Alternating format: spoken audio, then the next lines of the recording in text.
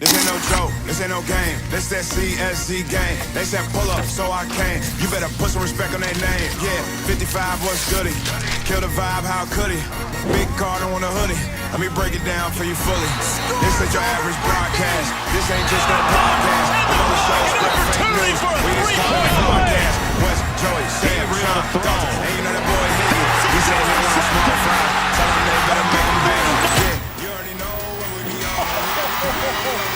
You bet. Here he goes. This place is gone. If we said it, then set it in stone. Sit in the seat and set up your phone. You in the Cardinal sports zone. Straight steal of home. The slide. The Cards win. The magic is working tonight. How do you know when things are... The emotional journey to the championship.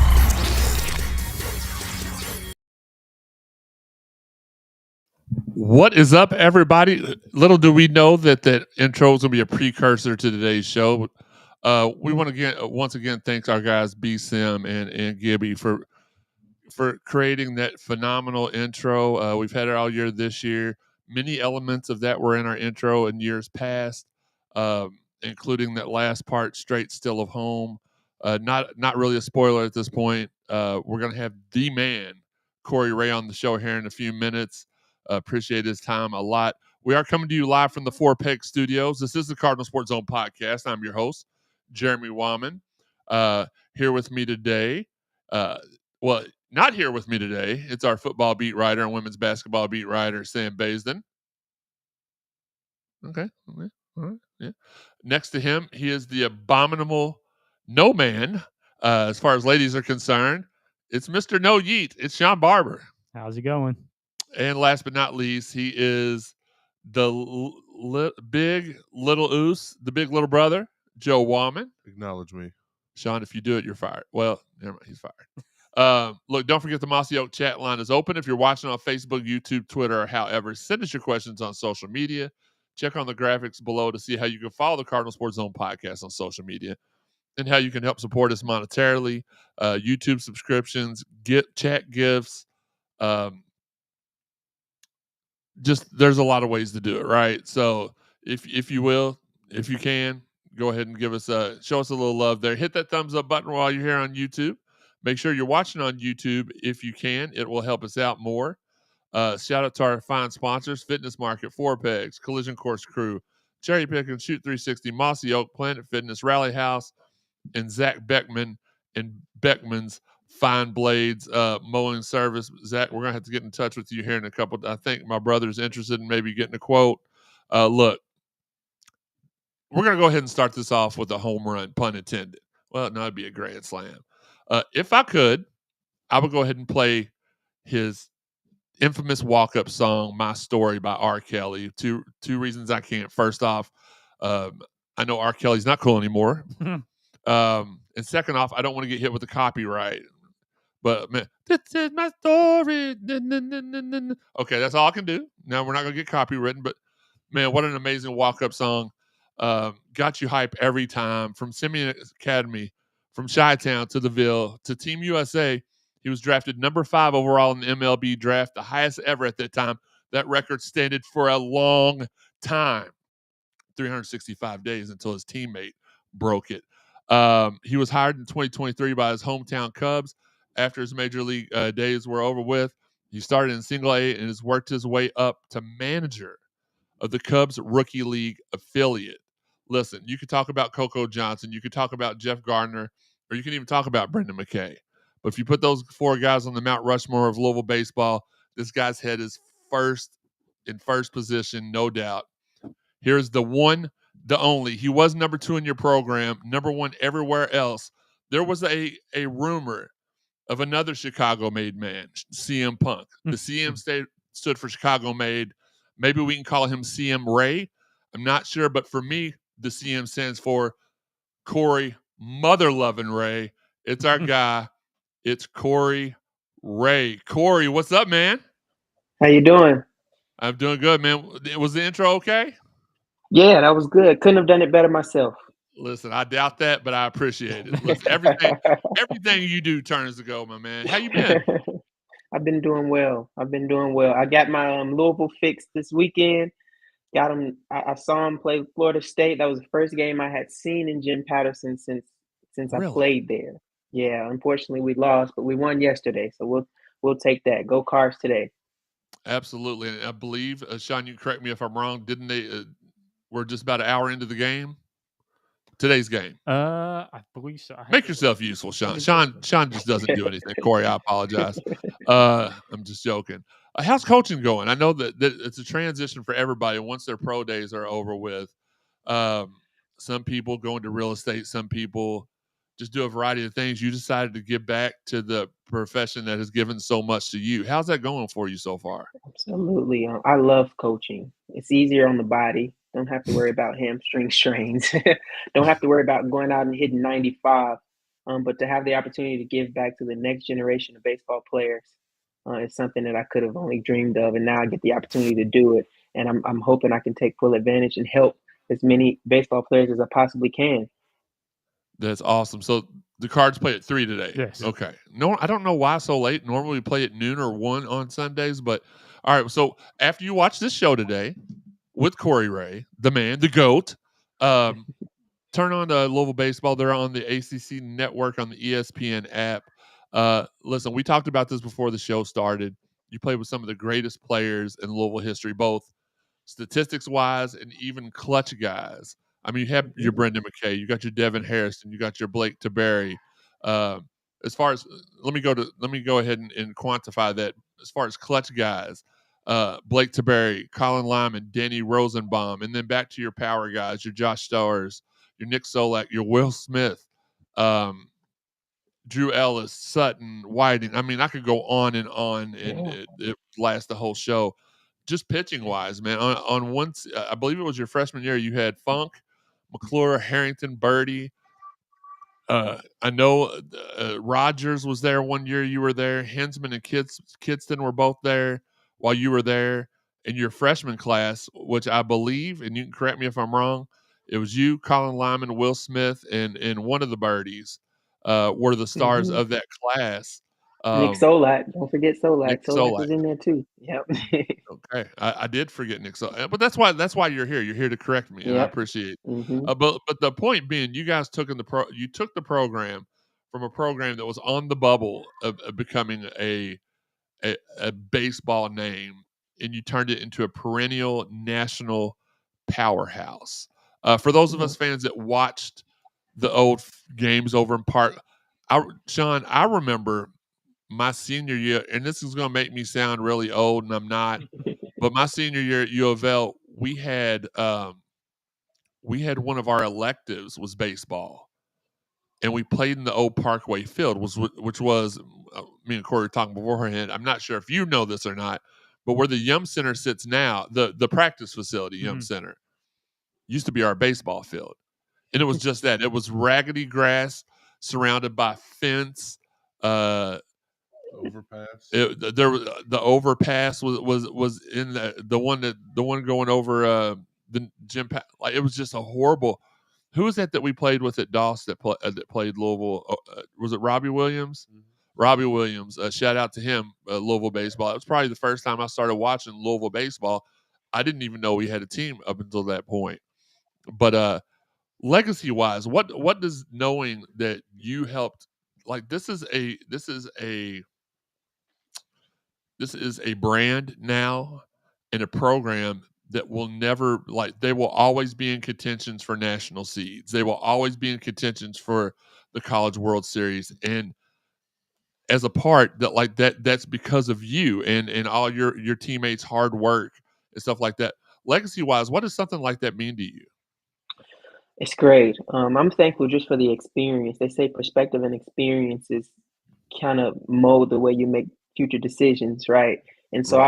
I was given the opportunity to be in a program that was competitive, be in a program where expectations were high, around some really high achievers, and it kind of molded the way I make my decision. It molds the way I coach now. It molds the way I parent.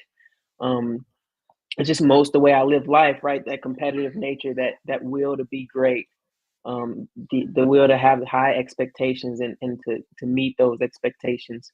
I think it affected me in the future, right? Being a Louisville Cardinal.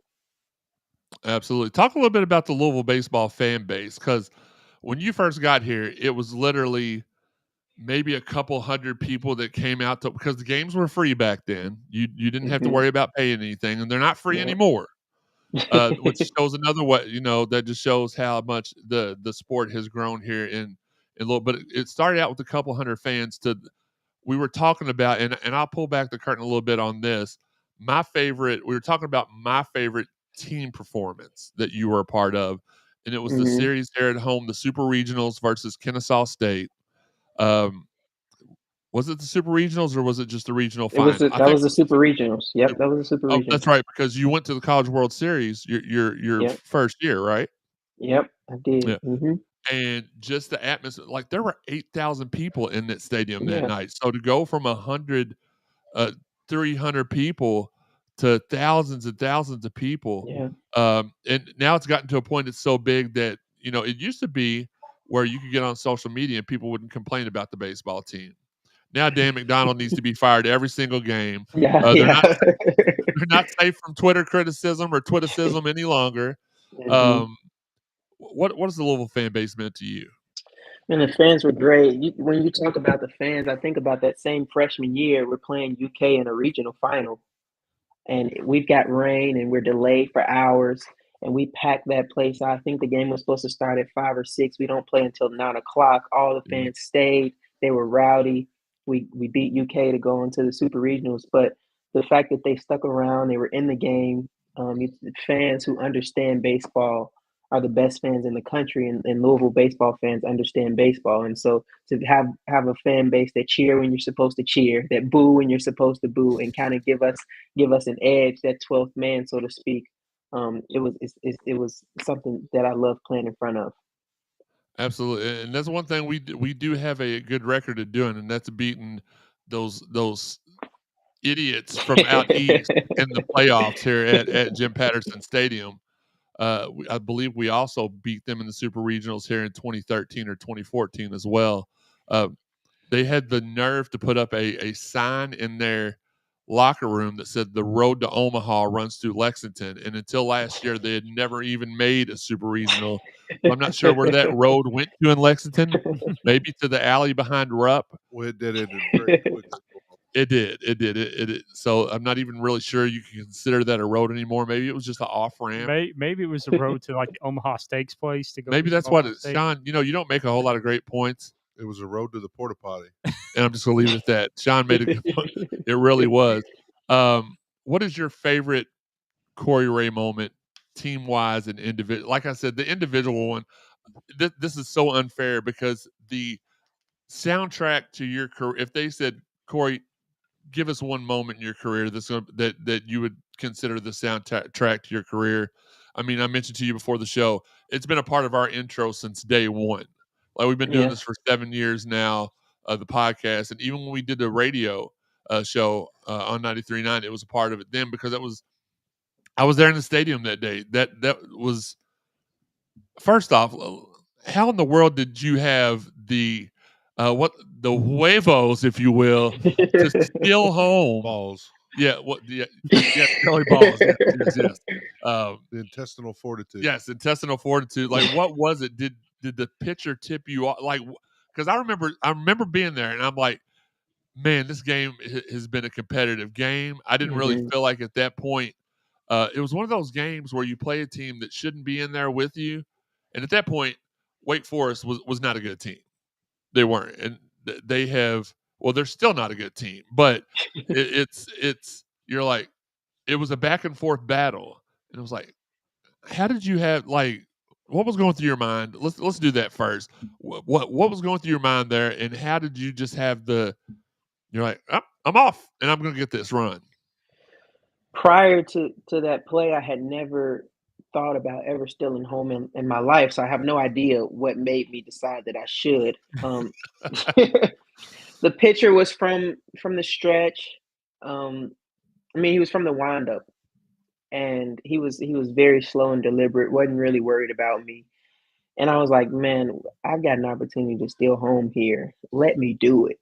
Right? And Coach Mack's the kind of guy where if you show him you can do something, he trusts you moving Right. forward. And so I'm trying to beg him from third base without tipping off the other team. Hey, I want to steal here. I want to try to steal. And I guess he figured it out, and he gave me the go ahead. And Wow. that's a testament to Coach Mack. He makes the decision. If he says no, I don't steal there. He said, yeah, he trusted in me. And so I ran, and the rest is history. Do you remember if there?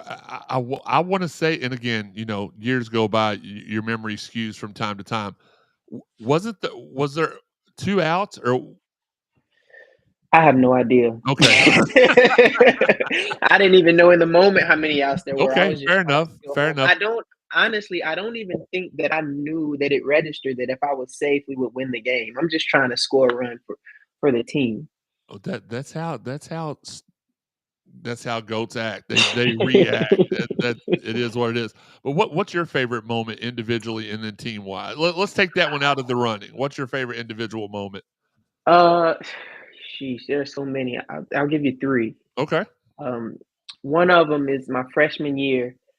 I'm facing Carson Fulmer, who I thought was the best pitcher in college baseball in Omaha. And it's so loud. I think they were doing the wave or something. It's so loud. I stepped out of the box. He stepped off the mound.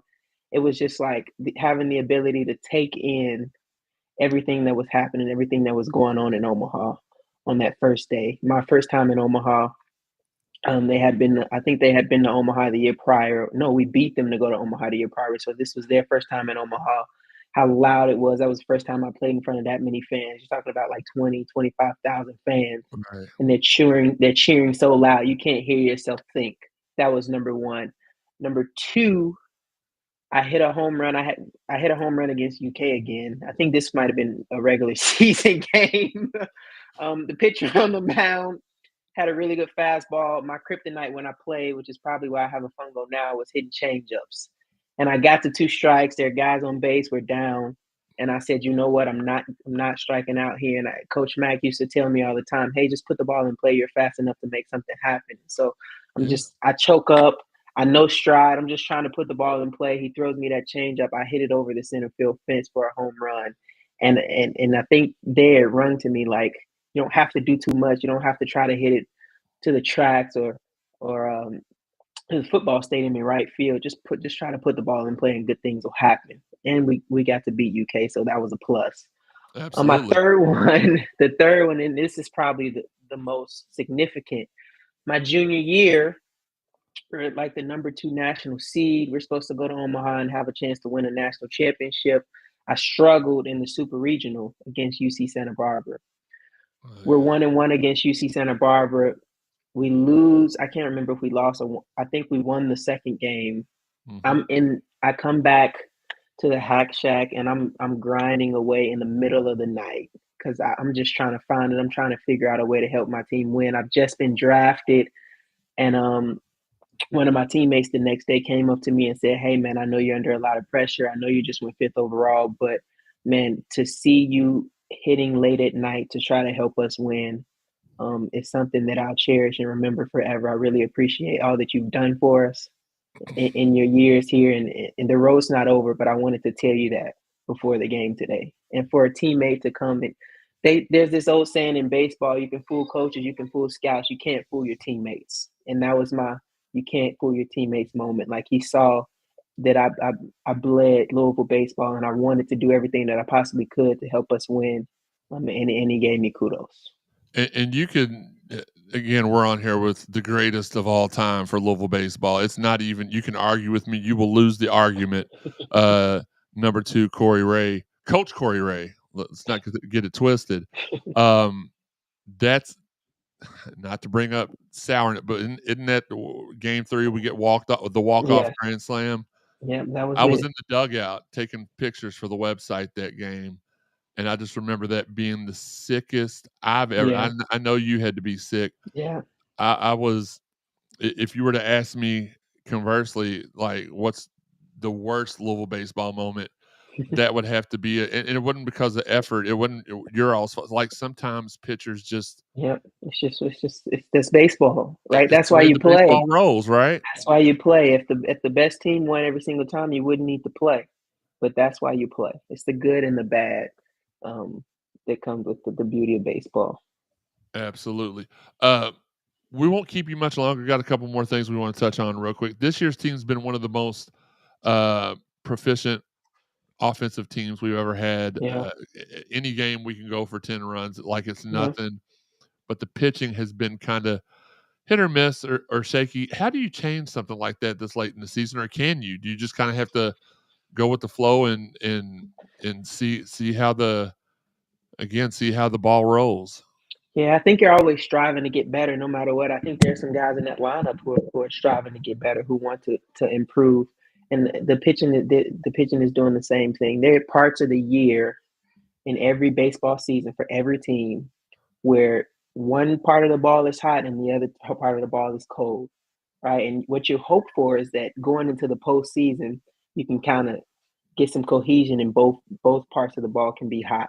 And so, yeah, the pitching has struggled, but you never know what happens in the postseason, right? And so you talk about consistency, right? And being consistent. And part of being consistent is understanding that to win 100 games in the major leagues is really, really good.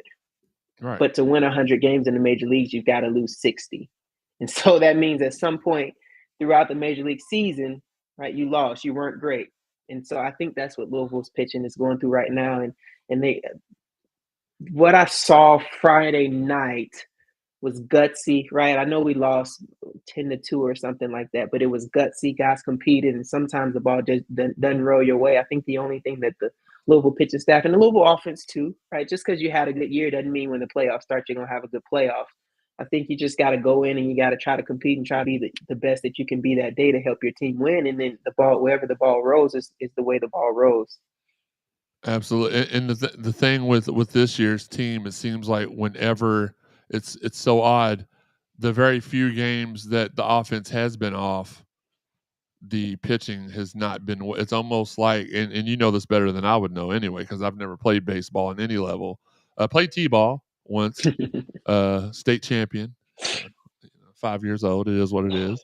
But like the offense will feed off of the pitching at times. Is that correct? Yes, that's what happens. I think about and it's weird we say pitching hadn't done great, and they hadn't. But you think about the Clemson series, all of those games besides the last game that went into extra innings were one-run ball games, right? And so obviously the pitching showed up, and they pitched well in Clemson, so they're capable of doing it. Mm-hmm. And so once you show you're capable of doing it, you just got to figure out how to be consistent. That's the hardest part of sports.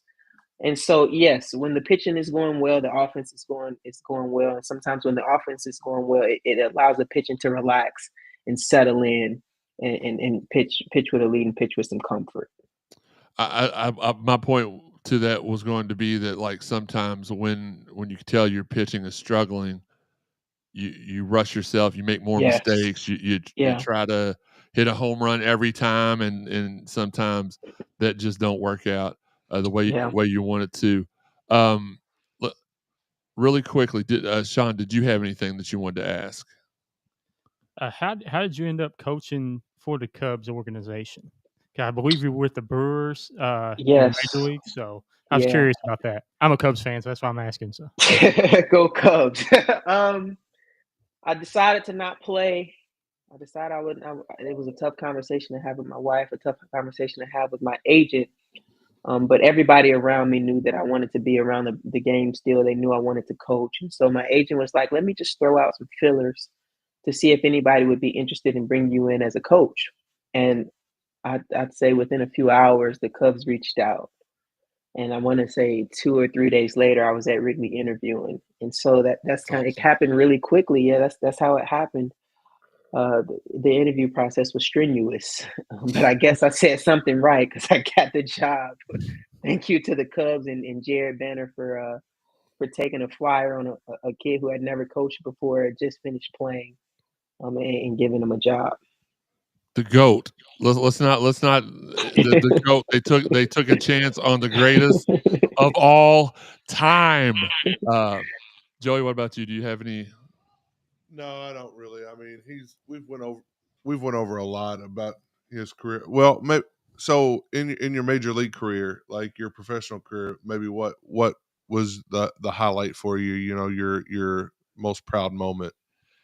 Yeah, for sure. My most proud moment, obviously, was making my major league debut. A few things that go into making my major league debut that made it so wonderful for me is my wife and I had just bought a house in Chicago, and we had lived in Arizona. We decided to, for some reason, that we wanted to buy a house in Chicago. And looking back on it, we say all the time we should not have bought that house, because 2 years later we ended up moving back to Arizona. But buying that house in Chicago meant that my family could come and see me play in a Major League Baseball game. And number two, people ask all the time, why'd you go to Louisville? At that point, they were in the Big East or the AC. When I committed, they were in the Big East, and then we went to the AAC. They weren't Louisville yet. What made you go to Louisville? Part of that was so that my dad and my granddad could come and see me play. We were really close. They supported me throughout my entire baseball career. And so to have them be able to come and see me play for 3 or 4 more years was something that was very important to me. And so I make my debut in Chicago, and my dad is able, my biggest supporter throughout my career, is able to come and see me play in a Major League Baseball game. And then the third is we're running bases before the game, and I'm standing at third base working on whatever it is we were working on. And a few grounds crew members that worked at Wrigley came up to me and said, "Hey, thank you for everything you've done for Chicago baseball. We remember you playing in this same stadium as an 18-year-old in an All-American game." And to have people follow my career from Chicago, I debuted in Chicago, was something that you can't even write it up in storylines. You can't make a movie about it. It's something that I didn't expect, but I'm very grateful for. The great question, great answer. As always, when you're talking to a GOAT, it's going to be great answers every time. One more thing, and then I'm going to let you go. What was your experience like playing for Team USA? Because I thought that was really cool. Again, you're talking about somebody. I watched all your Team USA games. Mm-hmm. I had my Twitter machine rolling so I could find out when you were going to debut. Watched your first at bat in the majors. Like, what was the Team USA experience? What was that like? It was great. You hear all the time. I hear it more now that I'm coaching. Iron sharpens iron, and that was kind of the mantra at Louisville. Like the competition just made you better. And now you're playing for Team USA. I didn't know whether I would start. I'm just trying to start, right? I'm playing with some of the best players in the country. I'm just trying to start. And you see how good these players are, and you're having conversations, and they go through the same things that you go through. They have the same worries and troubles of the game that you have. And it kind of humanizes, right, some of the best players in the country at that time. And the competitive nature of Team USA made me a better player. I was talking to Josh Rogers the other day, and it was like, man, I go into Louisville, and I go into Team USA in the summer, and I'm just hoping for a spot. And at the end of Team USA, I'm considered one of the best prospects in the country. And that's a testament to Team USA, the coaching, the experience, the players, and the brand of Team USA. You just can't help but to not only get exposure, but to get better. And that summer, I got better. Listen, you've made this whole program better, because there's no doubt in my mind that without you doing what you did your freshman year, we don't get who, without a shadow of a doubt, if you're asking for the 2 greatest players in Louisville history, number 2 has got to be the 3-time John Olerud Award winner, which had never happened before. Nobody had ever won 2 before, but he wins 3 all 3 years here. There's no discussion. It's Corey number 1, and it's Brendan number 2, maybe 1A and 1B. Corey's at the top of the list regardless, so we don't have to talk about the rest of the list. But without you, he probably doesn't come here. A lot of guys don't come here. You established a Chicago pipeline here that has been very strong ever since. So we thank you for that.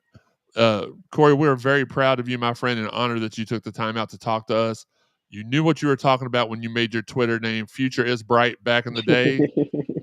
Your new Twitter, for those that want to follow him, is Coach C Ray 2. Is there anything else you want to say to Card Nation? Anything you want to plug? We're here, open door. Anytime you want to hop on, you have an open invitation. Of course, I just like to thank the Cardinals for supporting me throughout my playing career, and I hope that continues throughout my coaching career. And the last thing I say is, go Cards. L's up, go Cards. It is the greatest of all time. It's Corey Ray. Corey, thank you so much, my man. I appreciate you. We'll talk soon. Have a good day. You're out in Arizona, so you joined us super early in the day. I didn't know that. I didn't know you were currently in Arizona, so you got up like... No, it's not bad at all. I've got kids. They don't let you sleep. Sean will never know about that, but we appreciate that you do. I give him a hard time all the time. Corey, thank you so much for hopping on here with us. We'll see you soon, my man. Next time you're in the Ville, hit us up, man. We'll do. All right. Definitely. Corey Ray, greatest of all the times, hopping on here with us. You give Sean a hard time, but he don't ever give anybody else a hard time. Yeet. What? I don't know why I've automatically turned into Stone Cold Steve Austin during this interview and Jey Uso. Don't run into the wall. Stone Cold Jey Uso. Gosh, man, what a great interview.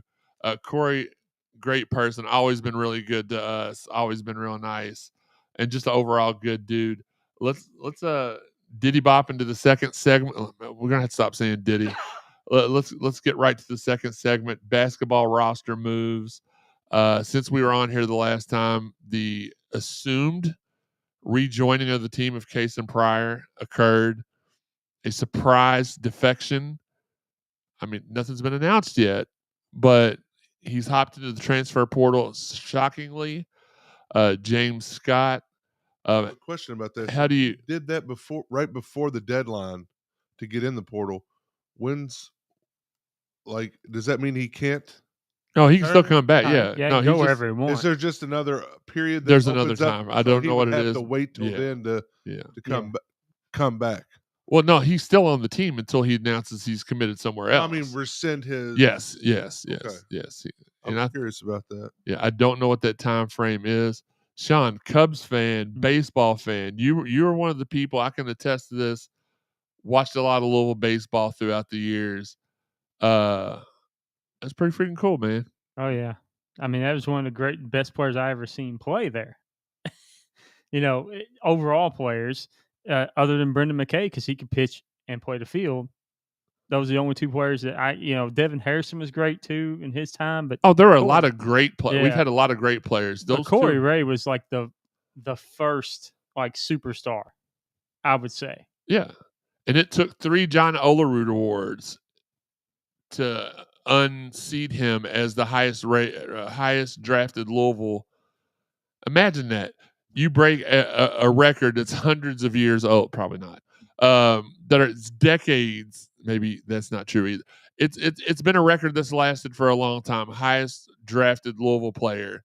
You get that accolade, and 364 days later, your teammate that you've helped out beats it by 1 spot. Corey Ray, number 5 overall. Brendan McKay, number 4. Maybe you just have to have a name that rhymes with A. Nobody will ever beat Henry Davis. Nope. They'll tie him maybe, but they'll never. But nobody can ever beat number 1. So right. Well, but still, that didn't last very long either. But it is what it is. Well, it just goes to the testament of the strength of caliber of players that we've got. That you're consistently top 5 players. 5, 4s, 3s, 1s. Yeah. So I mean, the greatest of all. I mean, again, not gonna change my mind. You can try. You'll be unsuccessful. Corey Ray joining us on the show today. We appreciate it. NFL draft yesterday. Tyler Shuck controversially taken by the New Orleans Saints. Mm-hmm. Quincy Riley later taken by the New Orleans Saints. Great spot for Tyler. Yeah, and Ashton. Sam, how do you feel about you guys taking Gelati there? Relax. Okay, he's not going to say much more. I don't think that's a horrible spot for Gelati either. No. The one big surprise for me was Ja'Cory Brooks. Not only was he not drafted, but as of about an hour ago, he hadn't even been signed to a UDFA contract. Redmond and Thornton were the only 2 that I had seen U of L announce. Yeah, Louisville will acknowledge, pun intended, Kind of a shock, man. Ja'Cory Brooks, speedster, tall, could make the tough, difficult, easy for me to say, catch. Number one receiver in the ACC, wasn't he? I think he was definitely up. I know he had the most touchdowns, right? Yeah, but I don't think he had the most yards. That's got to. I mean, that's where it's befuddling. You know, it's got to put you somewhere in the top level of the wide receiver group of players. You know, and some of them that got drafted. And I watch a lot of college football, not just Louisville football. Like I'll watch New Mexico State and Utah, not Utah, but you know what I'm saying. Like, and like some of these players that got drafted at wide receiver and he didn't, it's just like head scratching. Yeah. I don't know if the chats aren't coming through, but we have not got any chats come through today. It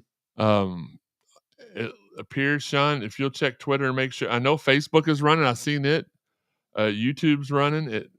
I just haven't looked over at the chats. There's no chats over there, which is very, very odd. Normally the show. I don't see anything on Twitter, at least coming from the account. You don't see no, it would be broadcast from my account because I have more followers. Suck it, CSZ. No, it's live on Facebook right now. It's live. Are there any comments? Are there any comments though?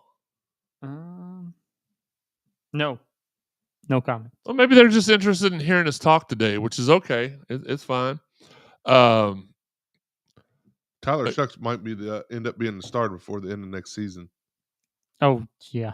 I mean, he's Derek Carr's backup, and he's the QB in waiting, starting QB in waiting anyway. So who they said Trevor Lawrence and somebody else, like he was like they were all in the same like freshman group going into college, and Shucks, you know, just now getting into the NFL, and like Trevor Lawrence, it seems like he's been there like 13 years forever. Yeah. All right. This is the Cardinal Sports Zone. We're going to reset real quick. This is the Cardinal Sports Zone podcast coming to you live from the Four Peg Studios. Jeremy Wyman, Joey Wyman, the abominable No Man, Sean Barber, or maybe we should just start calling him Sean Uso. Before we get to the rest of the show, let's shout out our fine sponsors: Fitness Market, Four Pegs, Collision Course, Crew, Cherry Pick and Shoot 360, Mossy Oak, Planet Fitness, Rally House, and Beckman's Fine Blades. Before we head to the home stretch, very quick stretch, but home stretch, we have to, speaking of acknowledging, we have to go to the hottest segment that is sweeping the nation. Go ahead, Sean, take it away.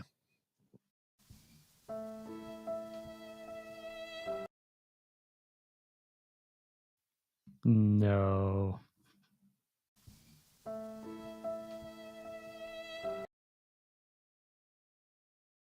Love the long drawn out no there. I was like, well, that's unfortunate.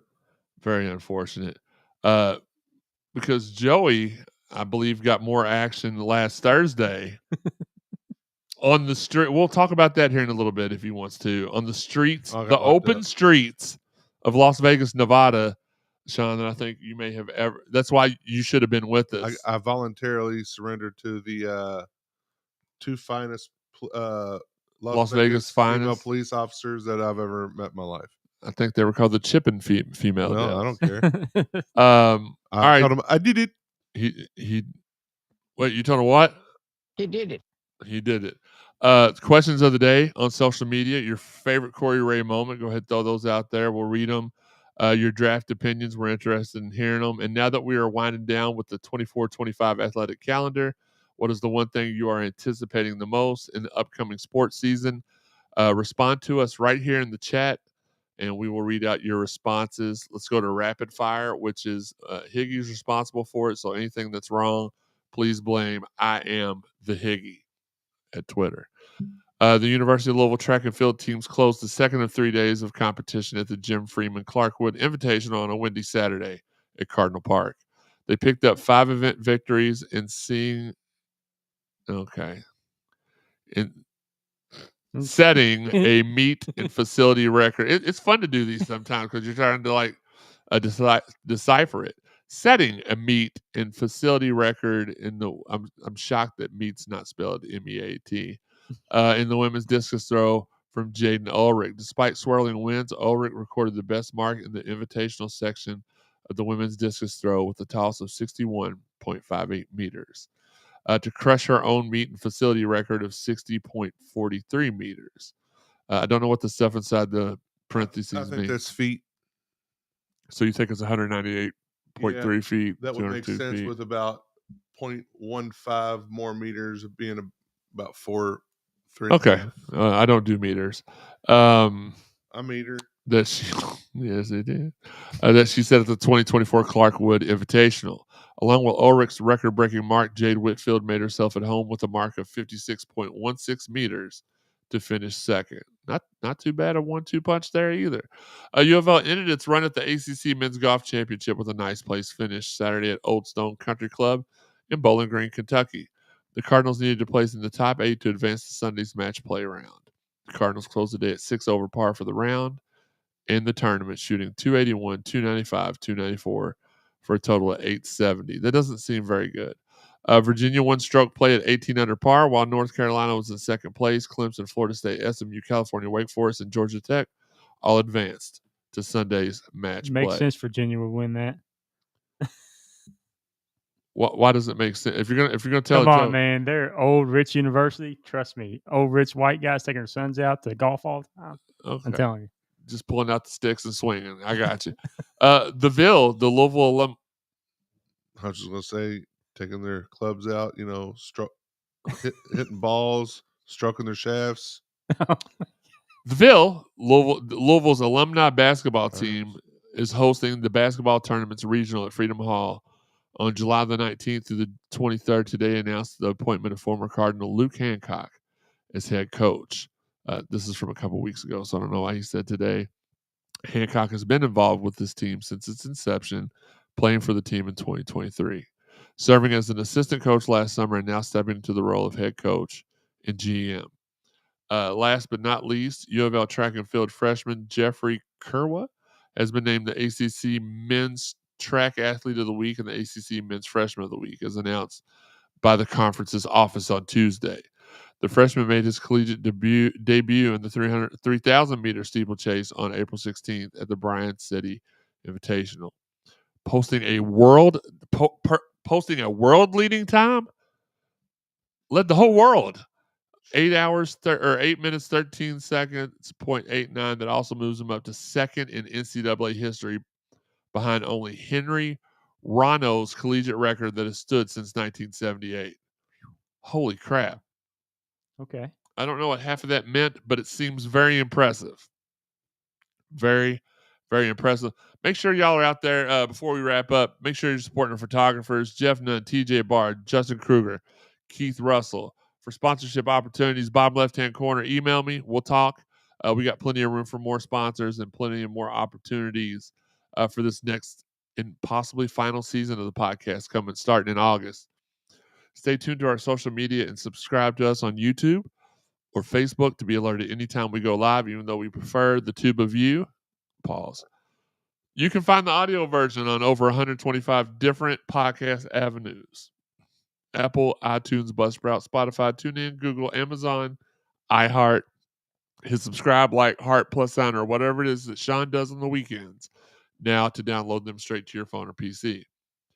If you haven't listened to all the prior episodes of the Cardinal Sports Zone podcast, it's easy to find.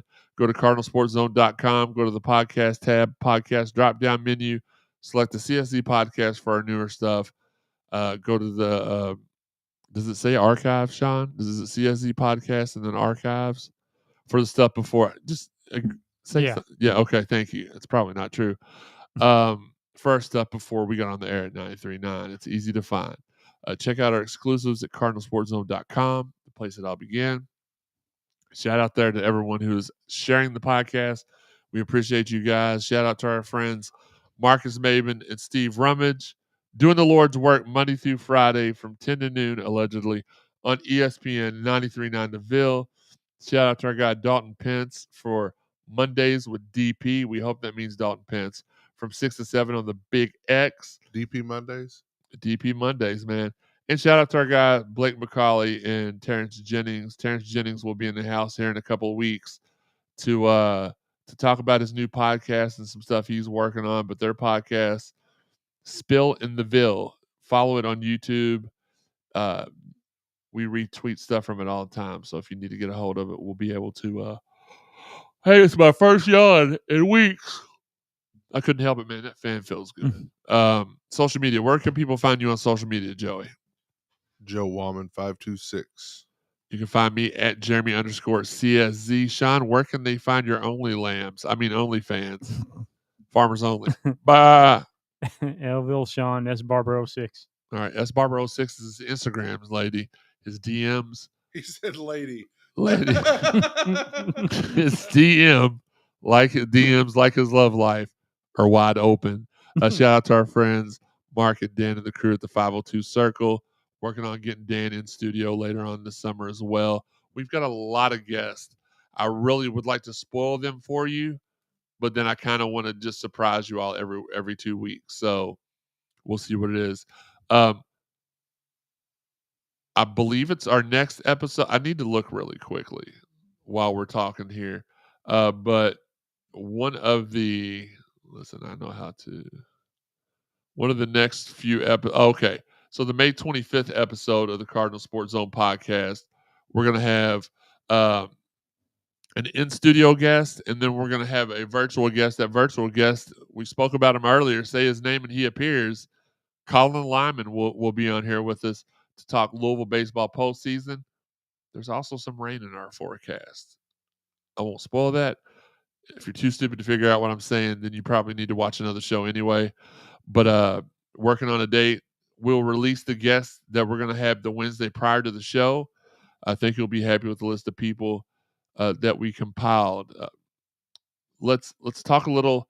So for the Louisville sports fans, the show's over for you all. But for wrestling fans, which we know we have a large contingent of those two, we're going to talk a little bit about, especially since we're only on every 2 weeks, talk about mine and Joey's and Steve and Teresa's week in Las Vegas.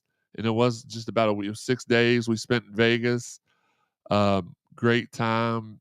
Excited to go back to it. Like, I was talking to Steve yesterday. I said, there's a possibility that we could, as long as we save up the money, we could make like the next 5 WrestleManias, because it's going to be New Orleans next year, rumored Minneapolis the next, rumored Indianapolis the next, rumored Orlando the year after that, and then Vegas again the year after that. Like, we probably had to save up every penny because those seats were not cheap. It may have looked like we were in the cheap seats, but they were not. Well, they were the cheap seats, but they weren't cheap. No, they weren't at all. And anybody that got on Twitter and said they paid any less, we bought our tickets straight from the Raiders box office. So that was without. Did you see Randy Orton's tirade? No, well, kind of tirade. Like when somebody told him how much the tickets were. Like, yeah, he didn't seem too happy about it. He was not at all happy. And I saw a couple people on Facebook that tried to say, "Oh yeah, we only paid a couple $100 for each night." No, you didn't. I was in section 248. Row J. Was it Row J? I don't remember. They were great seats. Fantastic seats. They were great seats. We were. If you look at the photos, it looked like we were way up there. We could still see everything pretty good. Yeah. And each of our seats, I won't go into detail, but 4 figures each seat. Yeah. It was. Let's just say that my house has a lien on it now. No, I'm just kidding.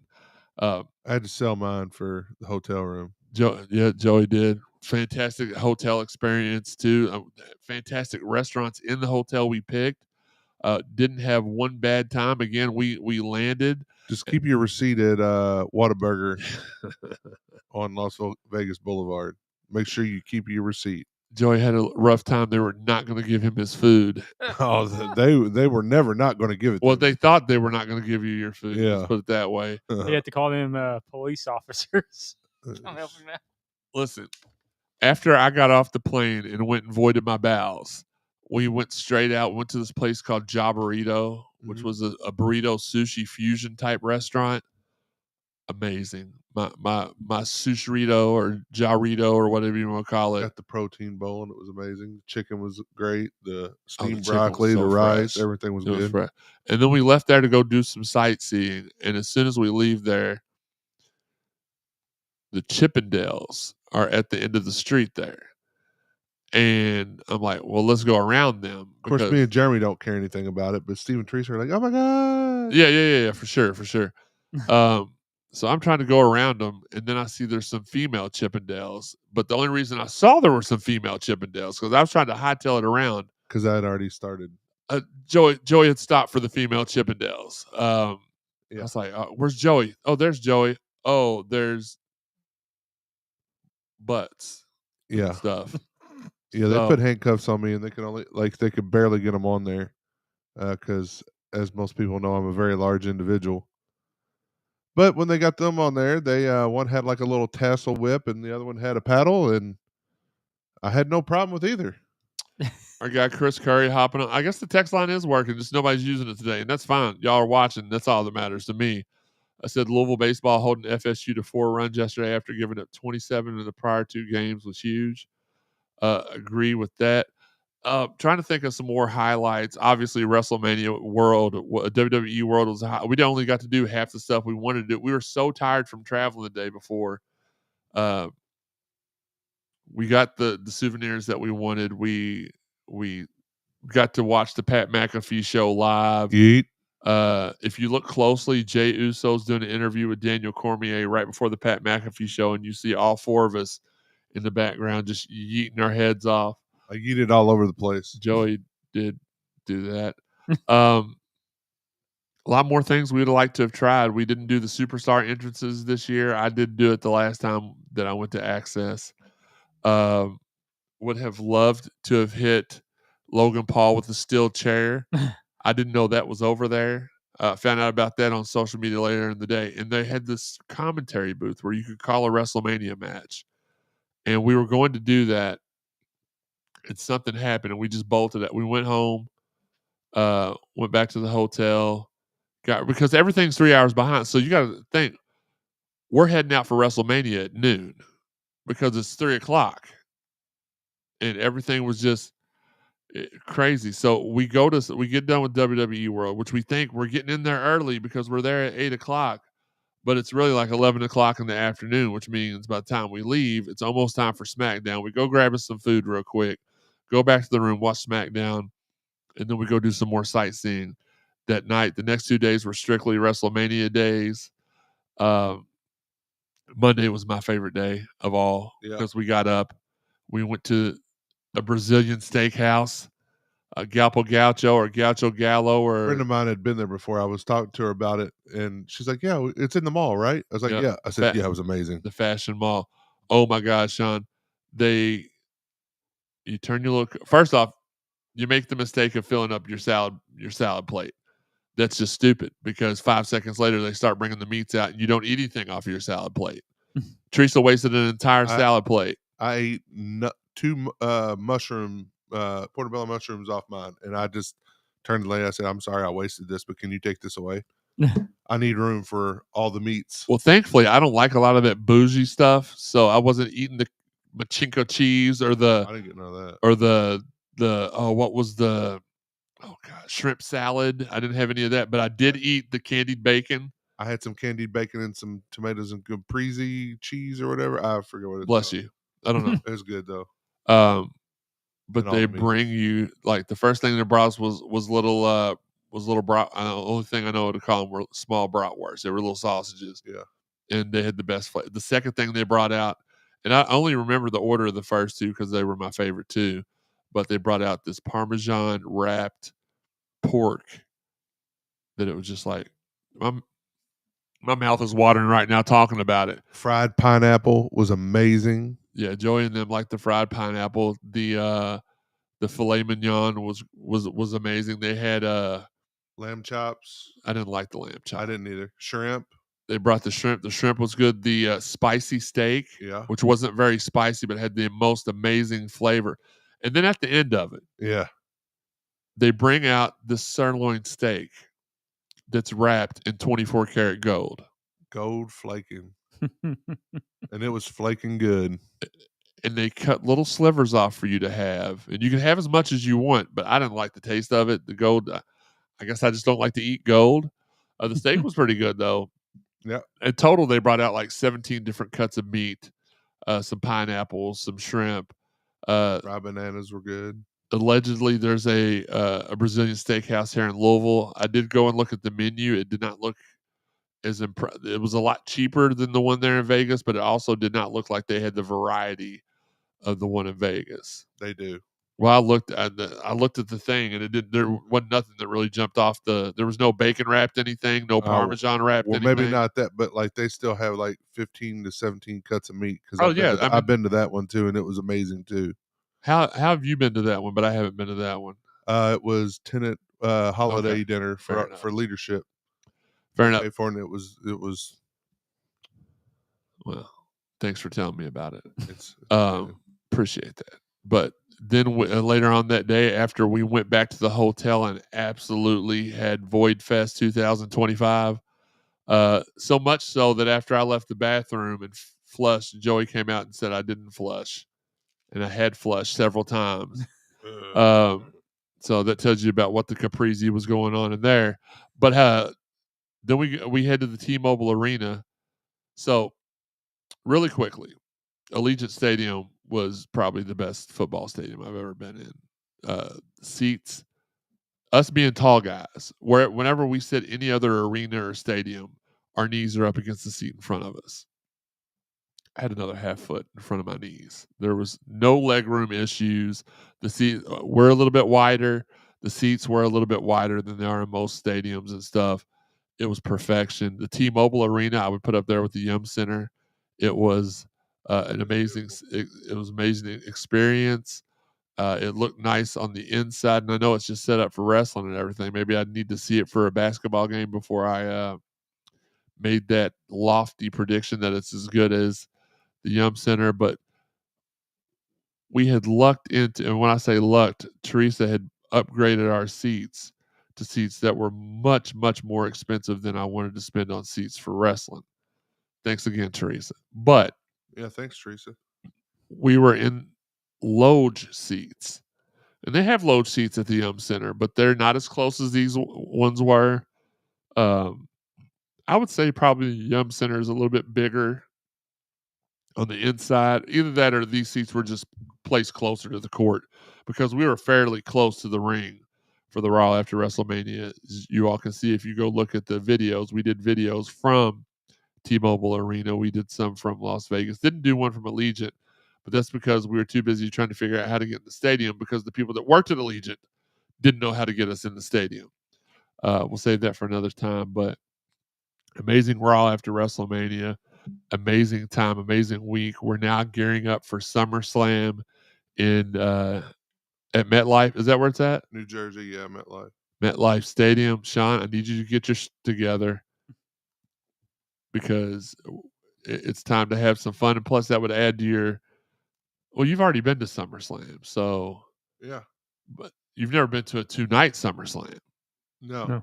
But neither have we. No, because it's the first one. But listen, we're that's our next wrestling plans, and then Joey and Teresa and Steve are trying to talk me into getting on a plane to go to San Diego at the end of the year for Survivor Series. It's going to be kind of hard to pass. If there's some way we're able to make it fiscally possible to go to SummerSlam, you got to go. I have to do Survivor Series. And if that means enough. By the way, shout out to the guy on the way home. So took us 4.5 hours to get there. Only took us 3 hours to get back because we were flying with the Jetstream versus against the Jetstream. But shout out to the dude on the way back. We were in a much smaller plane on the way back. And this guy wants to lean his seat back into my lap. He wants to shove his armrest into my knees. So shout out to him. I hope the next time he flies, somebody has a screaming baby sitting in front of him or behind him that vomits straight on him because he was I said, "Ow, man, what do you?" I put my armrest down. I'm like, "Yeah, the reason it won't go down anymore, you idiot, because that's my knee." And of course, Steve and Teresa are laughing.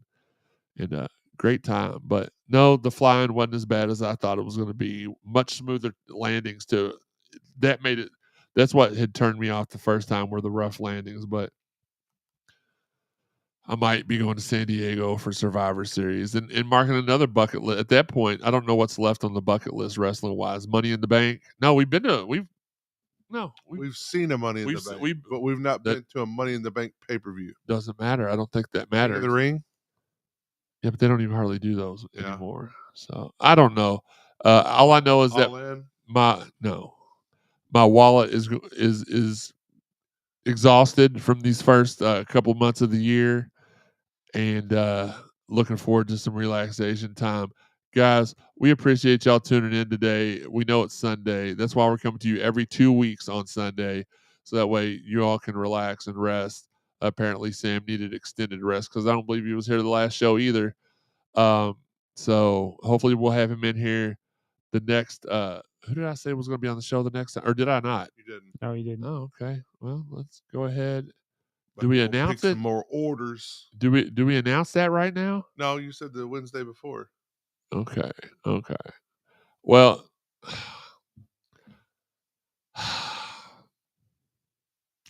okay, we'll wait. But what I will tell you, we had the greatest of all time in baseball virtually last week. We're going to have one of the top 5 greatest of all time basketball wise in studio next episode, which I believe is May the 11th. Happy birthday to 43. That'll be his birthday.